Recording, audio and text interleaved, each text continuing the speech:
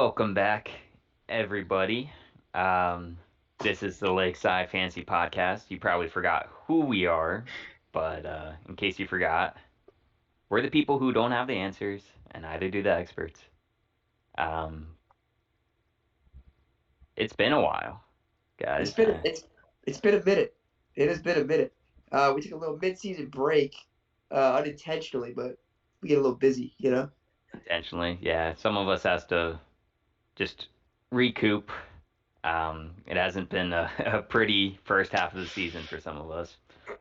Yeah. Unfortunately, fantasy football doesn't pay all of our bills. We have to actually work a little bit on the side too. Yeah, on the But side, but this is our main focus. yeah. I mean, it's like Definitely. when if you're in 20 leagues and you know you're gonna win at least 15 of them, it's a guaranteed net income there. So that's where we want all of you to be at. Like we want you to be at the point where you can rely on fantasy football for your salary. That's what we want for you. And that's our guarantee. We'll get you guys there. We'll get you there. Minus the last 2 weeks. But sometimes it's like a baby bird. You gotta let them just jump. And maybe they'll fly. So hopefully you guys flew these last 2 weeks without us. That's what we want. We want you guys to fly without us sometimes. So Yeah, maybe you learned a bit. and we taught you how to fish. We're not giving you the fish. That's right. It's a lot more valuable. That's right. Yeah, Um, those are pretty good excuses. I like that. yeah, this is gonna be like a pretty chill Friday night podcast. We're recording this on a Friday. It'll probably be out later tonight or Saturday or sometime this weekend. Um, and it's just gonna be chill. We're just gonna be talking about some general stuff. Catching up on what's happening in the football realm.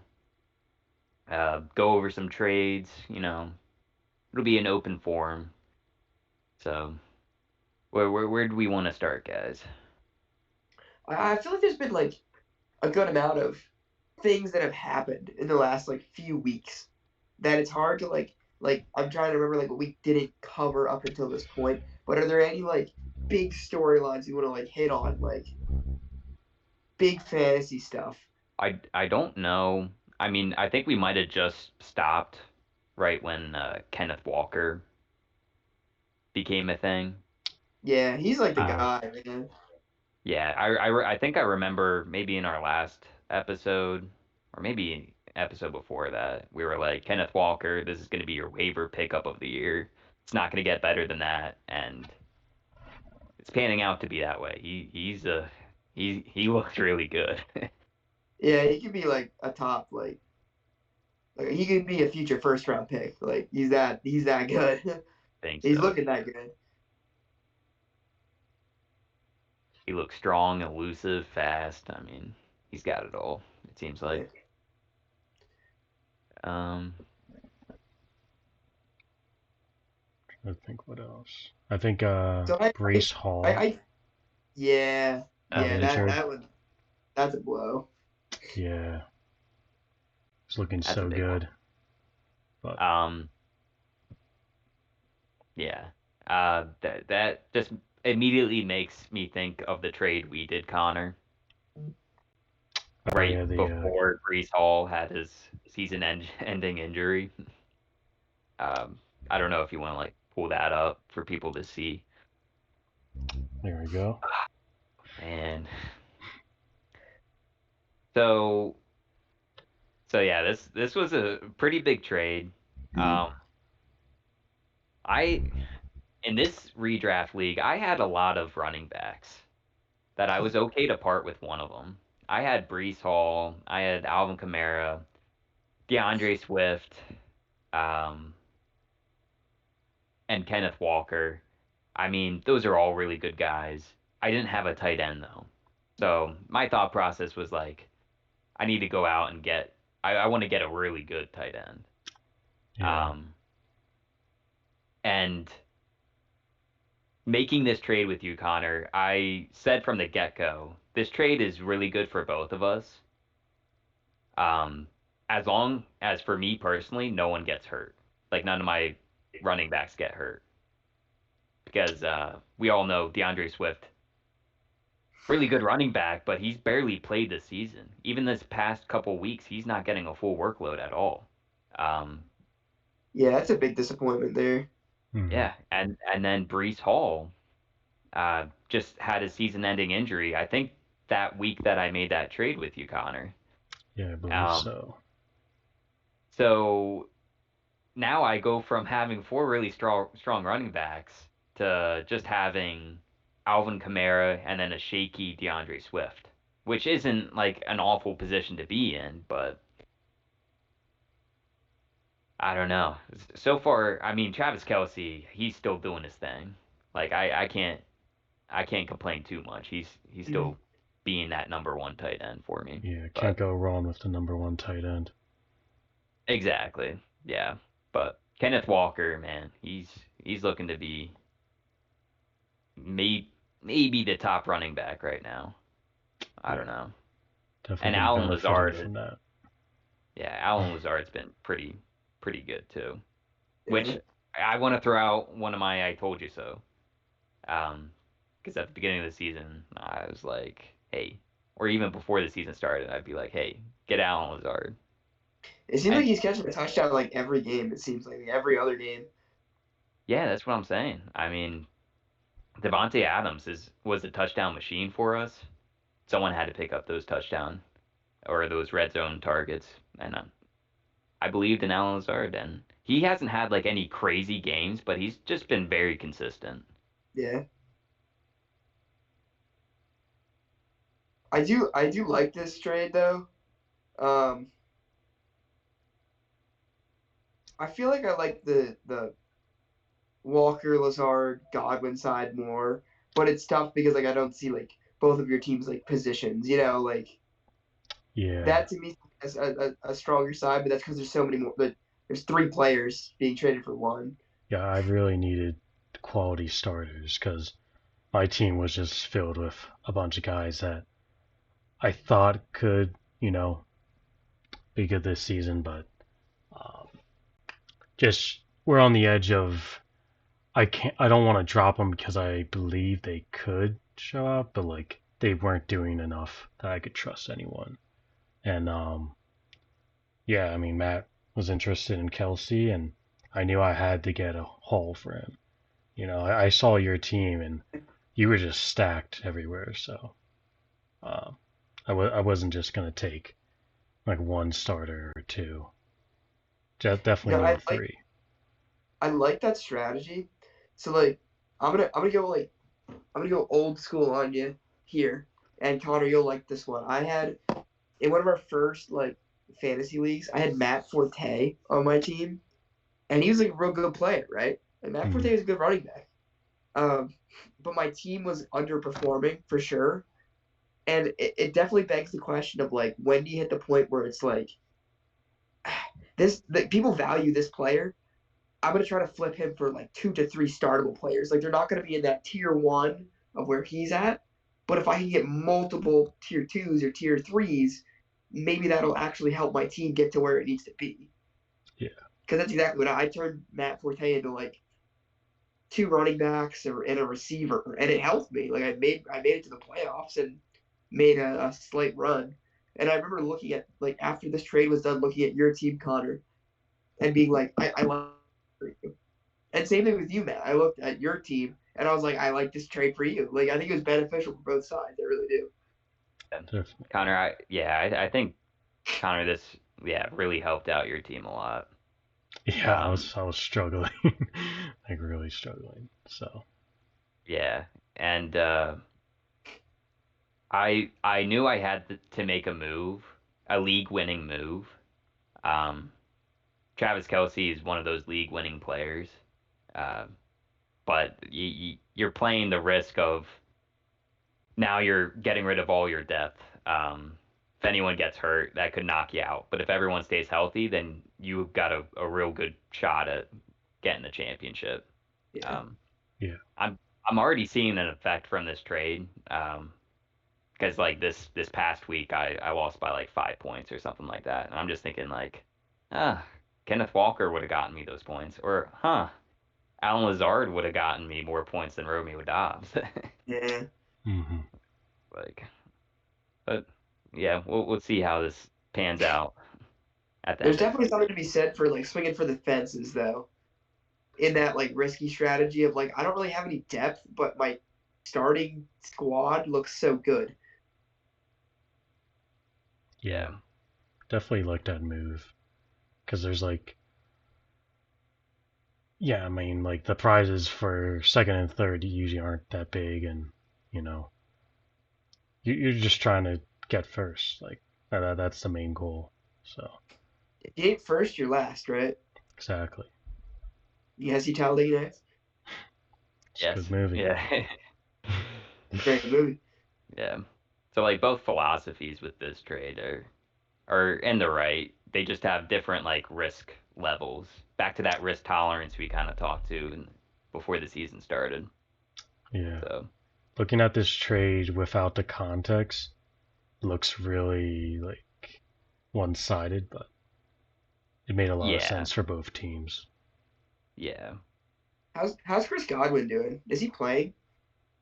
Yeah, yeah. I think he's doing pretty good too. I mean, I was worried about injury risk with him, but he's been holding up, having consistent games. So yeah, feel good with him as a starter. Sorry everyone for Michael Thomas. That's my bad. you. Yeah, I was gonna say like you said I told you so, and now you're gonna have to take back that I told I'm you gonna have to take that back. so. Oh yeah. I remember my biggest complaint was like, yeah, I feel like there's still a huge injury risk here. So now I'm gonna take your "I told you There so" and you I'm go. gonna Just throw take it it. back at you guys. Just take it. Just take it. It looked real good for like 2 weeks there though, where I was like, I told you all. Yeah, that's rough. Oh my god. After like knowing what we know now, I feel like I would never like trust Michael Thomas again now, just because I feel like his career is just derailed by injuries at this point. Like, how can It, you trust him? it's just his toe, right? Yeah, Or but is there something else? previously it was his ankle. That was what uh, knocked him out for like a year and a half. It seemed like. Yeah. Yeah, I don't trust it. And even when he is playing, I mean, you got Chris Olave there now. You don't have Drew Brees throwing in the ball anymore. Like, it's just like I'm good now. So you can have that. Told you so. You can have it. I'll gladly take it. Um, Chris Now, Olave though, or you can go ahead, Kyle. I was just gonna say that I finally did the deed, and I dropped Aaron Rodgers in a redraft league today. I saw. Made me sad. I didn't want to do it, but I mean, I was just like, he hasn't scored 20 fantasy points yet, and I need a receiver for next week. So I was sad to do it, but I didn't. It didn't like break my heart. You know what I mean? You got to do what you got to do. It makes sense, but you're gonna regret it. I have a feeling. Yeah, someone's probably gonna add. Someone's probably gonna add Rodgers. I anticipated that, and I probably if Dak doesn't get hurt, that's my starter for the rest of the year. Then it's fine. But Yeah. we'll see.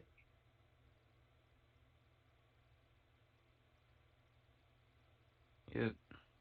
I was just gonna say, Chris Olave. I mean, he's still doing his thing. I feel like he's a locked-in starter for the rest of the season. Definitely. I agree with that. He's in like the top of the rookie wide receiver class at the moment. Is Winston gonna come back sometime? I think he's healthy, but they're just not playing They're him. just going with Dalton now. I think so. Yeah. Hmm.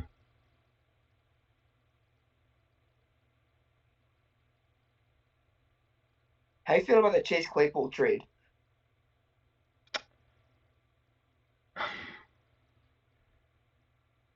I like that we're getting another good receiver, Um, he did trade a second round pick, It's but kind of like you just like. It's kind of like it feels like you just like drafted him because that's what he was. Like Chase Claypool was a second round pick. yeah, basically still young. Um, Yeah. yeah, I think it could definitely pay off. Um, you know, if we make a run this year, still possible because been looking pretty good the last couple weeks. Um, but yeah, we'll see how well he integrates into the offense. I was just watching him last week, had a few drops, but like, you know, maybe it's just not a connection there yet. But Mhm. um, yeah, I think we've been making good moves for the future.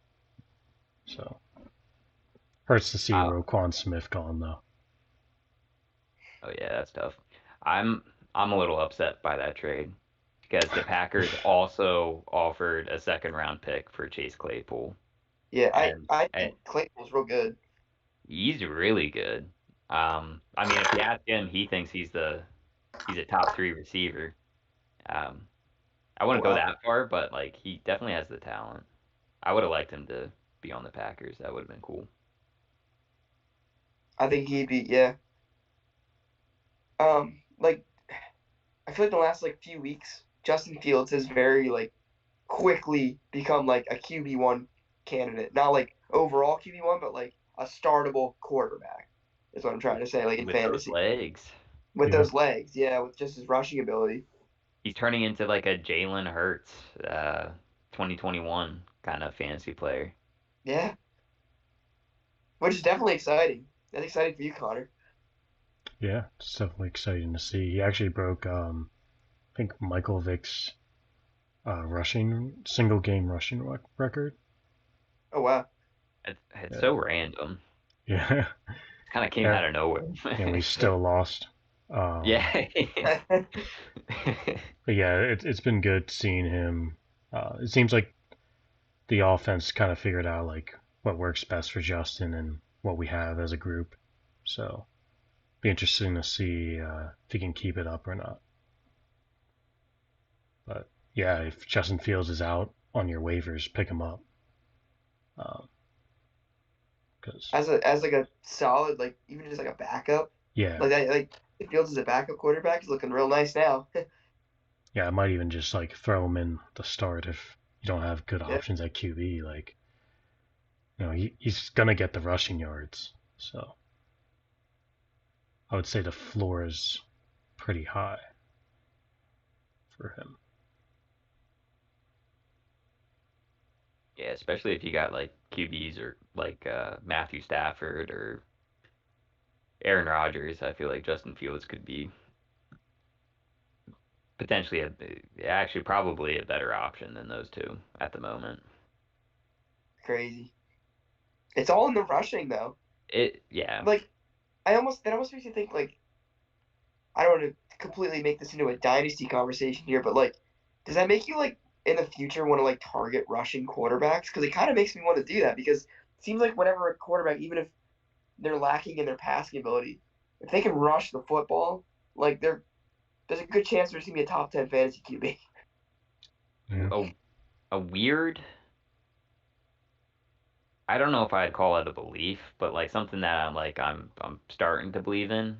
Um, I don't know if like a running quarterback, like a primarily rushing quarterback, could win this Super Bowl. I felt like we haven't seen it. We kind of have it. So I don't know if like I don't know. I don't know if teams are gonna like not prefer running quarterbacks like in the drafts. I don't know. Like a Josh Allen, I feel like is a really good QB to to seek after, but you don't think of him as like a run first kind of quarterback.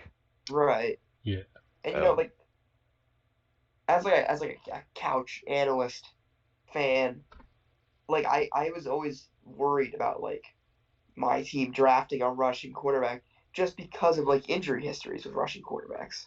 Right. Historically, they don't have as long careers. They They get get hit injured, they more. come back, they don't look the same. They try to like change up their play style, so they won't rush as much. Then their holes as like a passer gets shown. Like I didn't want to. I didn't. I'd rather have a more traditional pocket passer, and that's coming from an Eagles fan who now has Jalen Hurts. So I mean, I've completely eaten those words, but that was always my philosophy. Yeah, but I mean, like even last year, Jalen Hurts was an awful quarterback. Right. Well, So no, I disagree. I can't agree with that on this podcast. I can't record myself agreeing with that. No, I disagree.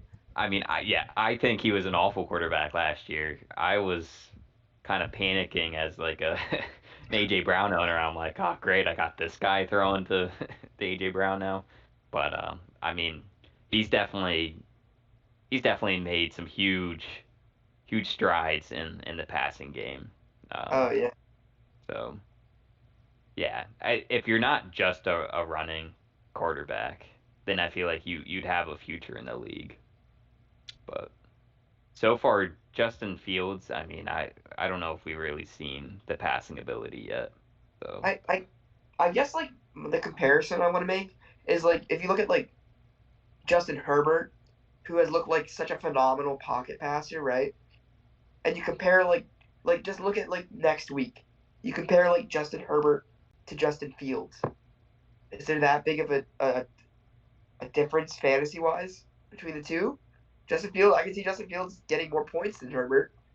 I guess that's my argument. It's just like not argument, but like my the point I want to make is just like maybe targeting these rushing quarterbacks in like a dynasty format is smart because they hit more often than they don't. Yeah. I think the ideal would be a dual threat quarterback, kind of like a Josh Allen.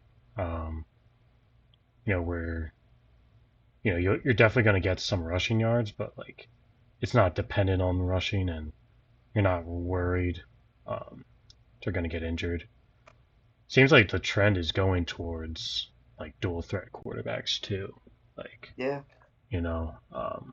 guys who can move around in the pocket and scramble a bit, and you can run like read options and stuff. And um, I think they're a little smarter now, where they're sliding more often, getting out of bounds, trying to not take too many hits, because you don't need to yeah. fight for the extra yards.